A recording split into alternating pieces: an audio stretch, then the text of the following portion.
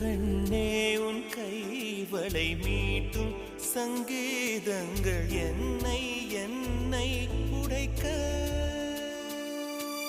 கண்களை திறந்து கொண்டு நான் கனவுகள் காணுகிறேன். கண்களை மூடிக்கொண்டு நான் காட்சிகள் தேடுகிறேன். உன் பொன்விரல் தொடுகையிலே நான் பூவாய் மாறுகிறேன். பூமியில் நாம் வாழும் காலம் தோறும் உண்மையில்